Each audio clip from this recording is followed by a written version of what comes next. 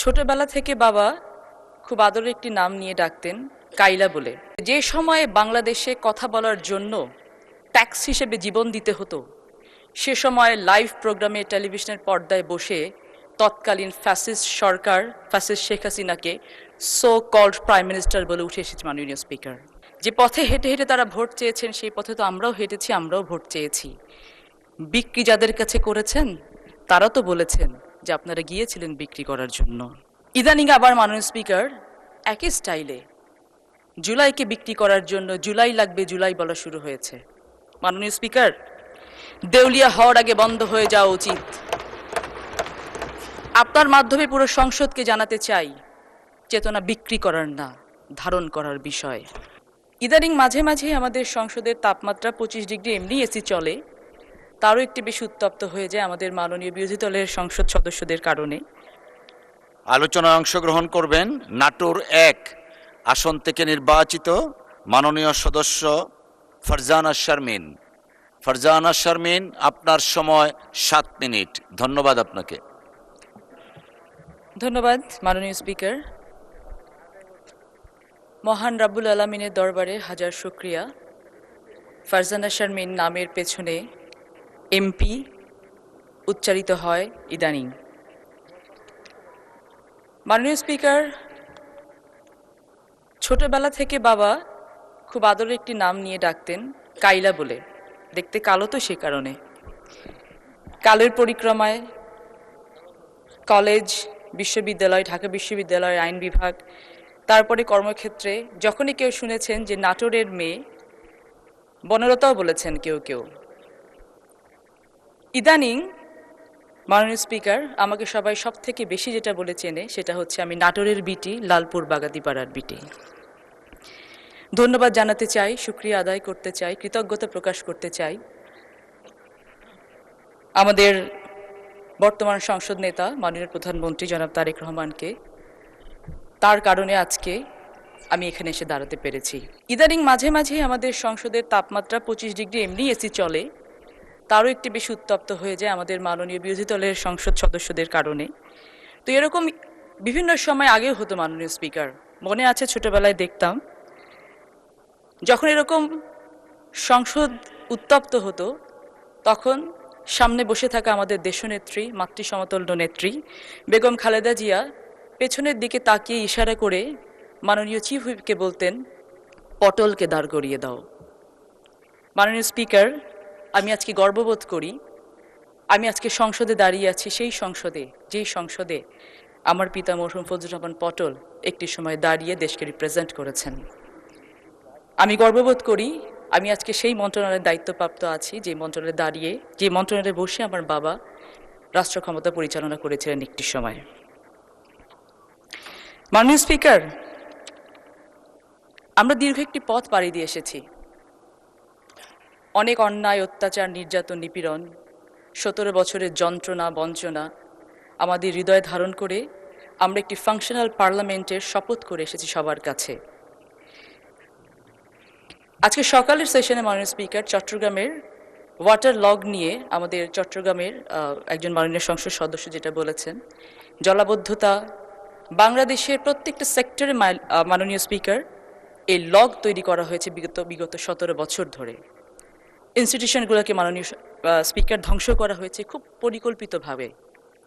আমরা যখন মানুষের কাছে ভোট চাইতে গেছি, পাড়ায় পাড়ায়, ঘরে ঘরে গেছি, মানুষকে আমরা স্বপ্ন দেখিয়েছি মাননীয় স্পিকার, একটি উন্নত বাংলাদেশের, যে বাংলাদেশে তাদের জীবন মানের উন্নয়ন হবে। তবে মাননীয় স্পিকার, এটা ঠিক, আমরা যেহেতু কাউকে জান্নাতের স্বপ্ন দেখাইনি, সেহেতু যে ওভারনাইট আমরা সব কিছু করে দিতে পারবো না, এটা দেশের সাধারণ মানুষ জানে মাননীয় স্পিকার। আজকে এখানে দেখেছি মাননীয় স্পিকার যে জান্নাত বিক্রির বিষয়ে প্রাথমিকভাবে ক্যাভিয়েট এম্পটার ইম্পোজ করা হলো, পরবর্তীতে আবার অস্বীকার করা হলো যে না, আমরা এটা বিক্রি করিনি। কিন্তু মাননীয় স্পিকার, যে পথে হেঁটে হেঁটে তারা ভোট চেয়েছেন, সেই পথে তো আমরাও হেঁটেছি, আমরাও ভোট চেয়েছি। বিক্রি যাদের কাছে করেছেন তারা তো বলেছেন যে আপনারা গিয়েছিলেন বিক্রি করার জন্য। মাননীয় স্পিকার, একটা গল্প বলি, ছোট্ট একটা গল্প, জানি সময় অনেক কম, তারপর মাননীয় স্পিকার একসাথে কাজ করেছি, দয়া করে হয়তো আপনি কিছুটা সময় বাড়িয়েও দেবেন। This is the story about 4 people, মাননীয় স্পিকার। একটু মনোযোগ দিয়ে শুনতে হবে, এই 4 জন মানুষ এখানে যে কেউ থাকতে পারেন। This is a story about 4 people. Everybody, somebody, anybody, and nobody. There was an important job to be done, and everybody was asked to do that job, Honorable Speaker. Everybody was sure that somebody would do that work. Anybody could have done that job, but nobody did it. Somebody got angry because that was everybody's job. Everybody thought anybody could do it. And nobody realized everybody wouldn't do it. In the end, everybody blamed somebody when actually nobody asked anybody. Honorable Speaker, the most important part of this story was not anybody, neither somebody, nor everybody, or nobody.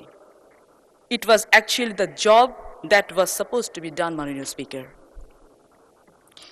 গল্পটা বলার পেছনে আগে অনেকগুলো কারণ আছে, অত কিছু বলতে গেলে 7 মিনিট পার হয়ে যাবে মাননীয় স্পিকার। তবে একটা কথা বলতে চাই যে সময়ে বাংলাদেশে কথা বলার জন্য ট্যাক্স হিসেবে জীবন দিতে হতো, সে সময় লাইভ প্রোগ্রামে টেলিভিশনের পর্দায় বসে তৎকালীন ফ্যাসিস্ট সরকার, ফ্যাসিস্ট শেখ হাসিনাকে সো কল্ড প্রাইম মিনিস্টার বলে উঠে এসেছে মাননীয় স্পিকার।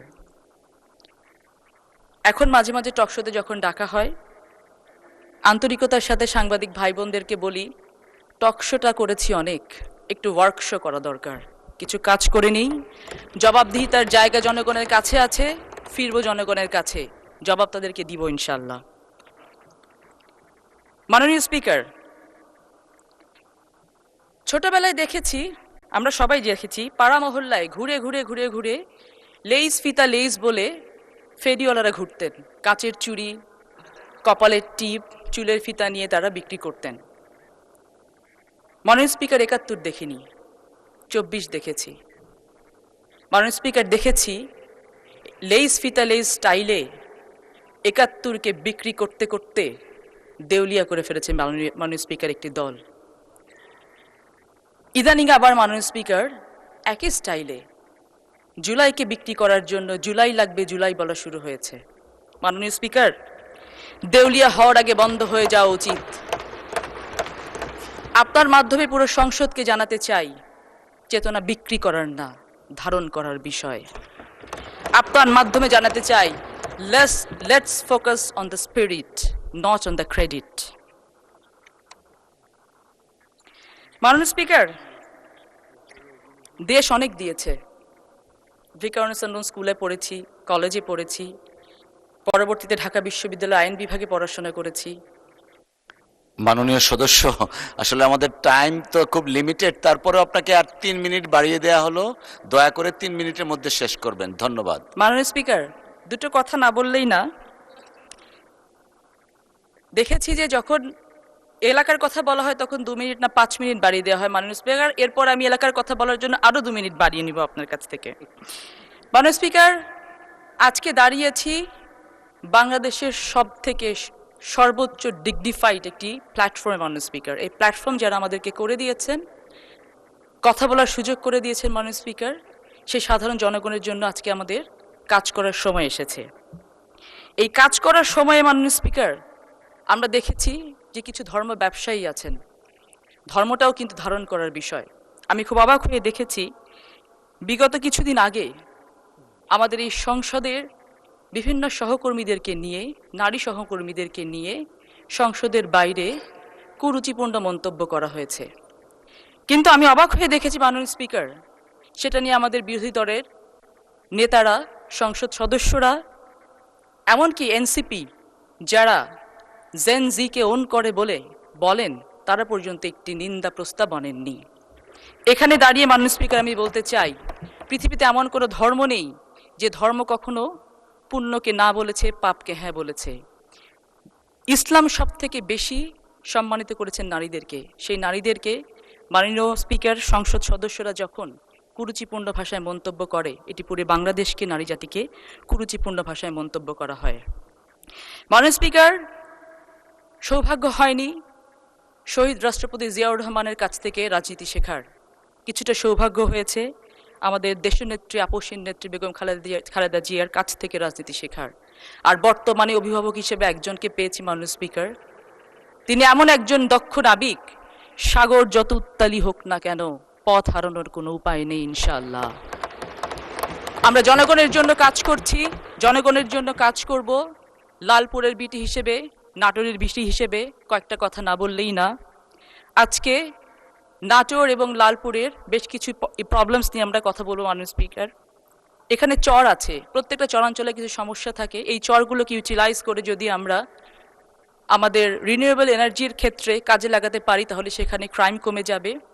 আমাদের নাটোরে নর্থ বেঙ্গল সুগার মিল আছে মাননীয় স্পিকার, সেটাকে আমরা উন্নত করতে চাই।